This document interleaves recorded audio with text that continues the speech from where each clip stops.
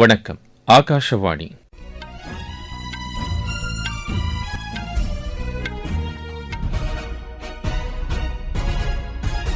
செய்திகள் வாசிப்பவர் கோபாலகிருஷ்ணன்.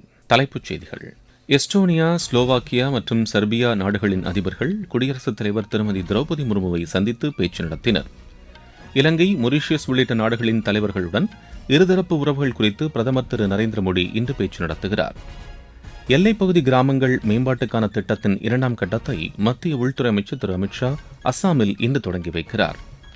ரஃபேல் போர் விமானங்கள் தொடர்பாக இந்தியாவும் பிரான்சும் இருதரப்பு ஒத்துழைப்பை அதிகரிக்க முடிவு செய்துள்ளதாக பிரான்ஸ் அதிபர் திரு இமானுவேல் மேக்ரான் தெரிவித்துள்ளார்.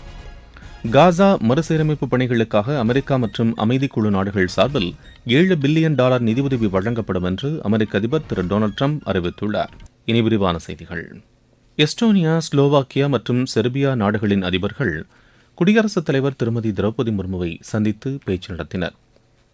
எஸ்டோனியா அதிபர் திரு அலார் காரேஸுடனான சந்திப்பின் போது டிஜிட்டல் துறையில் இந்தியாவும் எஸ்டோனியாவும் ஆக்கப்பூர்வமான ஒத்துழைப்பை கொண்டுள்ளது மகிழ்ச்சி அளிப்பதாக குடியரசுத் தலைவர் தெரிவித்துள்ளார்.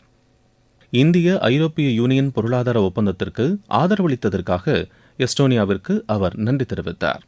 ஸ்லோவாக் அதிபர் திரு பீட்டர் பெல்லகிரினி குடியரசுத் தலைவரை சந்தித்து பேச்சு நடத்தினார். அப்போது இரு நாடுகளுக்கும் இடையே வர்த்தகம், முதலீடு, அறிவியல் மற்றும் தொழில்நுட்பம், பாதுகாப்பு உள்ளிட்ட துறைகளில் கடந்த சில ஆண்டுகளாக இரு நாடுகளுக்கும் இடையே ஒத்துழைப்பு வலுவடைந்து வருவது மகிழ்ச்சி அளிப்பதாக குடியரசுத் தலைவர் தெரிவித்தார். செர்பிய அதிபர் திரு அலெக்சாண்டர் யூகிக்குடனான சந்திப்பின் போது பேசிய திருமதி திரௌபதி முர்மு, செயற்கை நுண்ணறிவில் இரு நாடுகளும் ஒத்துழைப்பை மேம்படுத்த அதிக வாய்ப்புகள் உள்ளதாக கூறினார். விவசாயம், உயிரி தொழில்நுட்பம், மருந்து உள்ளிட்ட துறைகளிலும் அதிக வாய்ப்புகள் உள்ளதாக அவர் தெரிவித்தார். புதுதில்லியில் நடைபெற்று வரும் செயற்கை நுண்ணறிவு உச்சி மாநாட்டில் பங்கேற்க இந்தியா வந்துள்ள பல்வேறு நாடுகளின் தலைவர்களுடன் பிரதமர் திரு நரேந்திர மோடி இன்று பேச்சு நடத்துகிறார். இலங்கை அதிபர் திரு அனுரகுமார திசநாயக்க, மொரீஷியஸ் பிரதமர் திரு நவீன் சந்திர ராம்கூலம், ஸ்லோவாக்கிய அதிபர் திரு பீட்டர் பெல்லகிரினி ஆகியோருடன் பிரதமர் இருதரப்பு பேச்சுக்களை நடத்தவுள்ளார். ஐநா பொதுச் செயலாளர் திரு ஆண்டனியோ குட்டரசுடனும் பிரதமர் ஆலோசனை நடத்தவுள்ளதாக எமது செய்தியாளர் தெரிவிக்கிறார். புதுதில்லியில் நடைபெற்று வரும் செயற்கை நுண்ணறிவு மாநாடு 5வது நாளாக இன்றும் நடைபெறவுள்ளது. இதில் தலைவர்களின் பிரகடனம் ஏற்றுக்கொள்ளப்பட உள்ளது. இது கூட்டு செயல்பாடுகளை உறுதிப்படுத்துவதுடன் உலகளாவிய செயற்கை நுண்ணறிவு நிர்வாகம் மற்றும் ஒருங்கிணைந்த செயல் திட்டத்தை எடுத்துரைக்கும் வகையில் அமையும். இன்று நடைபெறவுள்ள உயர்நிலைக் கூட்டத்தில் பல்நோக்கு ஒத்துழைப்பை வலுப்படுத்துவது குறித்து ஆலோசனைகள் மேற்கொள்ளப்படும். இன்றைய நிகழ்வில் பல்வேறு அமர்வுகளில் திரு அஸ்வினி வைஷ்ணவ் உள்ளிட்ட மத்திய அமைச்சர்களும், ஆந்திர முதலமைச்சர் திரு சந்திரபாபு நாயுடு, மத்திய பிரதேச முதலமைச்சர் திரு மோகன் யாதவ், மகாராஷ்டிர முதலமைச்சர் திரு தேவேந்திர பட்னாவிஸ் உள்ளிட்டோர் பங்கேற்கின்றனர். கண்காட்சியாளர்கள், புதுமை கண்டுபிடிப்பாளர்கள் மற்றும் பார்வையாளர்களிடமிருந்து அமோக வரவேற்பு கிடைத்துள்ளதை தொடர்ந்து செயற்கை நுண்ணறிவு தொடர்பான கண்காட்சி ஒருநாள் நீட்டிக்கப்படுவதாகவும் இந்த கண்காட்சி நாளை இரவு 8 மணி வரை நடைபெறும் என்றும் அறிவிக்கப்பட்டுள்ளது. எல்லைப்பகுதி கிராமங்கள் மேம்பாட்டுக்கான திட்டத்தின் 2ஆம் கட்டத்தை மத்திய உள்துறை அமைச்சர் திரு அமித் ஷா அஸ்ஸாமில் இன்று தொடங்கி வைக்கிறார். இந்த திட்டம் கச்சார் மாவட்டத்தில் உள்ள நாதன்பூர் கிராமத்தில் தொடங்கப்படுகிறது. இத்திட்டத்தின் 2ஆம் கட்டம் எல்லைப் பகுதியில் உள்ள கிராமங்களின் விரிவான, நிலையான வளர்ச்சியை உறுதி செய்வதற்காக வடிவமைக்கப்பட்டுள்ளது. உள்கட்டமைப்பை மேம்படுத்துதல், அடிப்படை சேவைகளை வலுப்படுத்துதல், நிலையான வாழ்வாதார வாய்ப்புகளை உருவாக்குதல் ஆகியவற்றில் இத்திட்டம் அதிக கவனம் செலுத்தும் என்று மத்திய அரசு தெரிவித்துள்ளது. அடுத்த 3 ஆண்டுகளுக்கு 6,839 கோடி ரூபாய் செலவில் இத்திட்டம் 15 மாநிலங்கள் மற்றும் 2 யூனியன் பிரதேசங்களில் செயல்படுத்தப்படும் என்று அரசு கூறியுள்ளது. உலக சமூக நீதி தினம் இன்று கொண்டாடப்படுகிறது. அனைவரையும் உள்ளடக்கிய சமூகத்தை உருவாக்கவும் சமமான வாய்ப்புகளை உறுதி செய்யும் நோக்கிலும் 2009ஆம் ஆண்டு முதல் ஒவ்வொரு ஆண்டும் பிப்ரவரி மாதம் 20ஆம் தேதி உலக சமூக நீதி தினம் கொண்டாடப்பட்டு வருகிறது. இதனையொட்டி நாடு முழுவதும் பல்வேறு நிகழ்ச்சிகளுக்கு ஏற்பாடு செய்யப்பட்டுள்ளது. புதுதில்லியில் சமூக நீதி மற்றும் அதிகாரமளித்தல் அமைச்சகம் தேசிய சட்ட பல்கலைக்கழகத்துடன் இணைந்து நடத்தும் நிகழ்ச்சியில் மத்திய சமூக நீதி மற்றும் அதிகாரமளித்தல் துறை இணையமைச்சர் திரு PL வர்மா பங்கேற்கிறார். நீங்கள் கேட்டுக்கொண்டிருப்பது ஆகாஷவாணியின் செய்தி அறிக்கை. மக்கள் போற்றும் மத்திய பட்ஜெட். தமிழகத்தின் ரயில் மேம்பாட்டு திட்டங்களுக்கு 7,611 கோடி ரூபாய் நிதி ஒதுக்கீடு. சென்னையிலிருந்து ஹைதராபாத் மற்றும் பெங்களூருவுக்கு புல்லட் ரயில் வழித்தடம். தென்னை விவசாயிகளுக்கான ஊக்குவிப்பு திட்டம். ஆதிச்சநல்லூரில் சர்வதேச தரத்திலான கலாச்சார மையம். பொதிகை மலையில் மலையேற்றத்திற்கான வழித்தடம். பழவேற்காடு ஏரியில் பறவைகள் காட்சி மையம், மாவட்டம் தோறும் மகளிர் விடுதிகள். தமிழகம் மட்டுமின்றி நாடே போற்றும் மத்திய பட்ஜெட். வளர்ச்சியடைந்த இந்தியாவிற்கான பயணத்தில் மோடி அரசு தொடரும் சீர்திருத்த நடவடிக்கைகள். சூரிய மின்சக்தி, முக்கிய கனிமங்கள் உள்ளிட்ட துறைகளில் இந்தியாவும் பொலிவியாவும் இருதரப்பு ஒத்துழைப்பை மேம்படுத்த முடிவு செய்துள்ளன. இந்தியா வந்துள்ள பொலிவியா துணை அதிபர் திரு எட்மண்ட் லாரா நேற்று குடியரசு துணைத் தலைவர் திரு சி.பி. ராதாகிருஷ்ணனை சந்தித்து பேசினார். இது தொடர்பாக பொலிவியாவின் துணை அதிபர் சமூக வலைதளத்தில் வெளியிட்டுள்ள பதிவில், டிஜிட்டல் மயமாக்கல், மருத்துவம், உயர்கல்வி உள்ளிட்ட துறைகளில் இருதரப்பு ஒத்துழைப்பை மேம்படுத்த அதிக வாய்ப்புள்ளதாக தெரிவித்துள்ளார். அண்மை காலமாக இரு நாடுகளுக்கும் இடையே அதிகரித்து வரும் நல்லுறவு குறித்து அவர் மகிழ்ச்சியை வெளிப்படுத்தியுள்ளார். உலகளாவிய உணவு பாதுகாப்பில் இந்தியா வலுவான நிலையில் உள்ளதாக மத்திய வர்த்தக அமைச்சர் திரு பியூஷ் கோயல் கூறியுள்ளார். ஹரியானாவிலிருந்து மடகாஸ்கருக்கு 7000 டன் செறிவூட்டப்பட்ட அரிசி ஏற்றுமதி செய்யப்பட்டதற்கு அவர் மகிழ்ச்சி தெரிவித்துள்ளார். இது தொடர்பாக சமூக வலைதளத்தில் பதிவிட்டுள்ள அவர், வேளாண் மற்றும் பதப்படுத்தப்பட்ட உணவுப் பொருட்கள் ஏற்றுமதி ஆணையத்தின் மூலம் இந்த அரிசி ஏற்றுமதி செய்யப்பட்டதாக கூறியுள்ளார். இது இந்தியாவின் தானியங்கள் ஏற்றுமதி திறன் மற்றும் தற்சார்புக்கு எடுத்துக்காட்டாக திகழ்கிறது என்று அவர் கூறியுள்ளார்.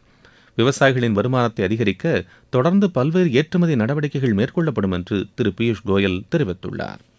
வாக்காளர் பட்டியல் சிறப்பு தீவிர திருத்தம் தொடர்பான ஆயத்த பணிகளை விரைந்து நிறைவு செய்யுமாறு 22 மாநிலங்கள் மற்றும் யூனியன் பிரதேசங்களின் தலைமை தேர்தல் அதிகாரிகளுக்கு தேர்தல் ஆணையம் உத்தரவிட்டுள்ளது. இந்த ஆண்டு ஏப்ரல் முதல் இந்த மாநிலங்கள் மற்றும் யூனியன் பிரதேசங்களில் தீவிர திருத்தத்தை தொடங்க திட்டமிட்டுள்ளதாக அந்த ஆணையம் கூறியுள்ளது.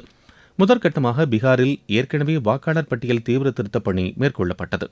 அதைத் தொடர்ந்து தமிழகம் உட்பட 12 மாநிலங்கள் மற்றும் யூனியன் பிரதேசங்களில் வாக்காளர் பட்டியல் தீவிர திருத்தப் பணி நடைபெற்று வருவதாக ஆணையம் தெரிவித்துள்ளது. தில்லியில் மேலும் 25 அடல் உணவகங்கள் திறக்கப்பட்டுள்ளன. நகரின் பல்வேறு இடங்களில் இந்த உணவகங்களை தில்லி அமைச்சர்கள் திறந்து வைத்தனர். லால்பாக் பகுதியில் அடல் உணவகத்தை திறந்து வைத்து பேசிய தில்லி சுற்றுச்சூழல் துறை அமைச்சர் திரு மஞ்சிந்தர் சிங் சிர்சாவால், எந்தவொரு தனிநபரும் பசியால் வாடக்கூடாது என்ற பிரதமர் திரு நரேந்திர மோடி மற்றும் தில்லி முதலமைச்சர் திருமதி ரேகா குப்தாவின் உறுதிப்பாட்டிற்கு இணங்க இந்த உணவகங்கள் திறக்கப்பட்டுள்ளதாக கூறினார். இதையடுத்து தில்லியில் அடல் உணவகங்களின் மொத்த எண்ணிக்கை 71ஆக உயர்ந்துள்ளதாகவும் அவர் தெரிவித்தார். இந்த உணவகங்களில் 5 ரூபாய்க்கு உணவு வழங்கப்படுவதாக அவர் கூறினார். ரஃபேல் போர் விமானங்கள் தொடர்பாக இந்தியாவும் பிரான்சும் இருதரப்பு ஒத்துழைப்பை அதிகரிக்க முடிவு செய்துள்ளதாக பிரான்ஸ் அதிபர் திரு இமானுவேல் மேக்ரான் தெரிவித்துள்ளார். புதுதில்லியில் இந்திய செயற்கை நுண்ணறிவு உச்சிமாநாட்டிற்கு இடையே செய்தியாளர்களிடம் பேசிய அவர், கடந்த சில நாட்களுக்கு முன்பு 114 ரஃபேல் விமானங்களை வாங்குவது தொடர்பான முடிவு மேற்கொள்ளப்பட்டதை சுட்டிக்காட்டினார். உற்பத்திக்கான இந்தியா திட்டத்தின் கீழ் இந்தியாவுடன் இணைந்து இது கூட்டு தயாரிப்பாக உருவாக்கப்படும் என்று அவர் கூறினார். இதில் இந்தியா முக்கிய பங்கு வகிக்கும் என்றும் அவர் தெரிவித்தார். இந்தியாவும் பிரான்சும் தனித்துவமான உத்திசார் ஒத்துழைப்புடன் செயல்படுவதாக திரு மேக்ரான் தெரிவித்தார். காசா மறுசீரமைப்பு பணிகளுக்காக அமெரிக்கா மற்றும் அமைதிக்குழு நாடுகள் சார்பில் $7 பில்லியன் நிதியுதவி வழங்கப்படும் என்று அமெரிக்க அதிபர் திரு டொனால்டு ட்ரம்ப் அறிவித்துள்ளார். வாஷிங்டனில் நடைபெற்ற முதல் அமைதிக்குழு கூட்டத்தில் இதற்கான முடிவு மேற்கொள்ளப்பட்டது. கூட்டத்தில் உரையாற்றிய திரு டொனால்டு ட்ரம்ப், அமெரிக்கா கூடுதல் உதவிகளை வழங்கும் என்று கூறினார். போர் நிறுத்தத்திற்கு பிறகு அமெரிக்காவும் அதன் நட்பு நாடுகளும் காசாவிற்கு ஏராளமான மனிதாபிமான உதவிகளை வழங்கியுள்ளதாக தெரிவித்தார். கடந்த ஆண்டு நவம்பரில் ஐநா பாதுகாப்பு கவுன்சில் அமைதி வாரிய குழுவை ஒருமனதாக அங்கீகரித்ததாகவும் இந்த புதிய அமைப்புக்கு வரவேற்பு அதிகரித்துள்ளதாகவும் அவர் கூறினார். காசாவில் நிறுத்தப்படவுள்ள சர்வதேச படைக்கு 5 நாடுகள் வீரர்களை அனுப்பும் என்றும் அவர் தெரிவித்தார். காசா காவல்துறைக்கு பயிற்சி அளிக்கும் பணியை எகிப்து மற்றும் ஜோர்டான் ஏற்றுக்கொண்டுள்ளதாக திரு டொனால்டு ட்ரம்ப் கூறியுள்ளார். தில்லியில் நடைபெற்று வரும் சர்வதேச சேலஞ்சர் டென்னிஸ் போட்டியில் இந்தியாவின் கலியந்தா பூனாச்சா, தாய்லாந்தின் ட்ரூச்சியா இசாரோ இணை காலிறுதிக்கு முன்னேறியுள்ளது. நேற்று நடைபெற்ற ஆடவர் இரட்டையர் பிரிவில் இந்த அணி இந்தியாவின் பிரஜ்வல் தேவ், நிதின்குமார் சின்ஹா இணையை 6-2, 6-1 என்ற செட் கணக்கில் வென்றது. ரஞ்சி கோப்பை கிரிக்கெட் போட்டியில் கர்நாடக அணி இறுதிப் போட்டிக்கு முன்னேறியுள்ளது. நேற்று நடைபெற்ற அரையிறுதி ஆட்டத்தில் உத்தராகண்ட் அணியை வீழ்த்தி கர்நாடக அணி இறுதிப் போட்டிக்குள் நுழைந்தது. மீண்டும் தலைப்புச் செய்திகள். எஸ்டோனியா, ஸ்லோவாக்கியா மற்றும் செர்பியா நாடுகளின் அதிபர்கள் குடியரசுத் தலைவர் திருமதி திரௌபதி முர்முவை சந்தித்து பேச்சு நடத்தினர். இலங்கை, மொரீஷியஸ் உள்ளிட்ட நாடுகளின் தலைவர்களுடன் இருதரப்பு உறவுகள் குறித்து பிரதமர் திரு நரேந்திர மோடி இன்று பேச்சு நடத்துகிறார். எல்லைப்பகுதி கிராமங்கள் மேம்பாட்டுக்கான திட்டத்தின் 2ஆம் கட்டத்தை மத்திய உள்துறை அமைச்சர் திரு அமித்ஷா அஸ்ஸாமில் இன்று தொடங்கி வைக்கிறார். ரஃபேல் போர் விமானங்கள் தொடர்பாக இந்தியாவும் பிரான்சும் இருதரப்பு ஒத்துழைப்பை அதிகரிக்க முடிவு செய்துள்ளதாக பிரான்ஸ் அதிபர் திரு இமானுவேல் மேக்ரான் தெரிவித்துள்ளார். காசா மறுசீரமைப்பு பணிகளுக்காக அமெரிக்கா மற்றும் அமைதிக்குழு நாடுகள் சார்பில் $7 பில்லியன் நிதியுதவி வழங்கப்படும் என்று அமெரிக்க அதிபர் திரு டொனால்டு ட்ரம்ப் அறிவித்துள்ளார். இத்துடன் இந்த செய்தி அறிக்கை நிறைவு பெறுகிறது.